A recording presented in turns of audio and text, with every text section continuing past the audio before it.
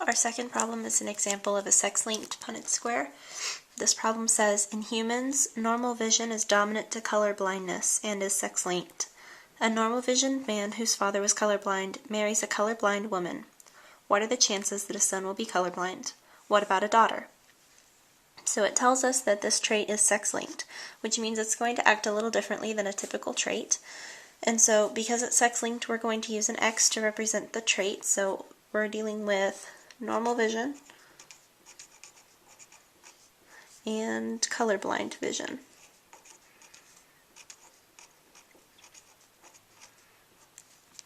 So since normal vision is dominant, it's going to be the capital letter.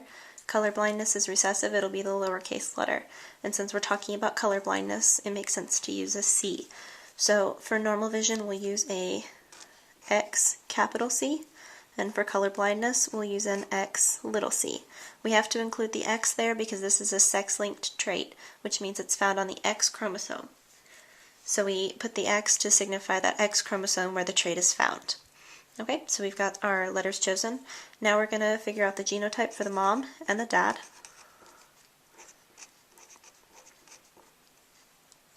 So it tells us that the normal visioned man has a father who was colorblind. This is some extra information whose father was colorblind. It doesn't matter to us. So we're just looking at a normal visioned man. And since he has normal vision, he's a man, he's going to have an XY chromosome because he's male. And his normal vision is going to come from a capital C. So he's going to have an X capital C. And the mom is a female, so she's going to have two X chromosomes. And it says that she is a colorblind woman. Since colorblind is the recessive trait, that means she must have two little c's. Because to have the recessive trait, you have to be homozygous for the recessive trait and have two of those. So the mom would have X little c, and the dad would have X big C, Y. Alright, and then we would move over to our Punnett square. And we're going to do the same thing we did before and write the mom's genes across the top and the dad's on the side. The mom was homozygous recessive. The dad is heterozygous dominant. And we're going to cross them just like we did before. In this particular case, X's are always going to come before Y's, and capital C's will come before lowercase c's. So we're going to write X capital C, X lowercase c, X capital C, X lowercase c, X lowercase c, Y, and another X lowercase c and Y. Alright, so this is the cross that we end up with. We can go through and tell if they're male or female. So this first possibility right here has two X's. That tells us she's a female because females have two X chromosomes.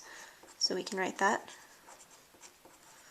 And the second possibility right here has two X's, so she's also a female.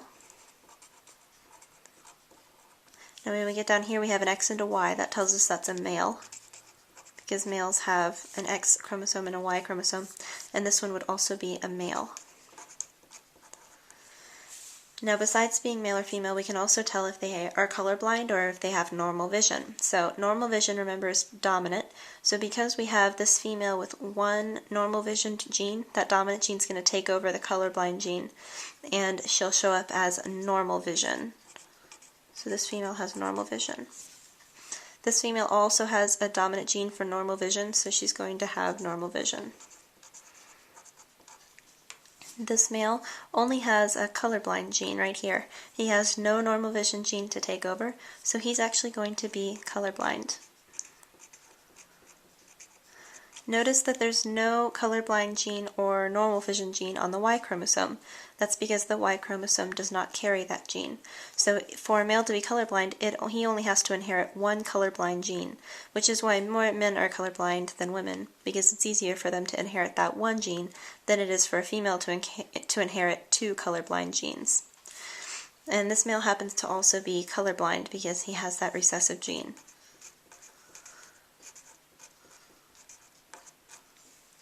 Alright, so that's the completed Punnett square. The next thing we would have to do in a problem like this is write a phenotype ratio. So for our phenotype ratio,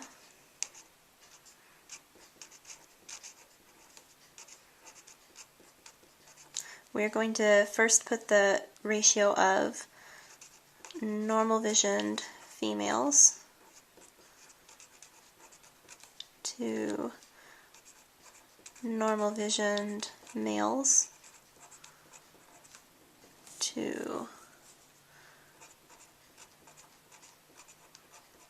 colorblind females to colorblind males.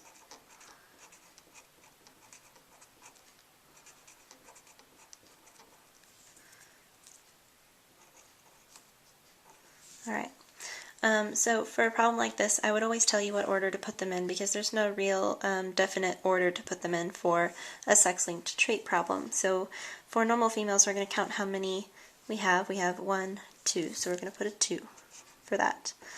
Normal visioned males, we don't have any, so we're going to put a 0. Colorblind females, we don't have any, so we're going to put a 0. And then colorblind males, we have 1, 2. So our phenotype ratio for this problem would be 2 to 0 to 0 to 2. And that would be the end of that problem.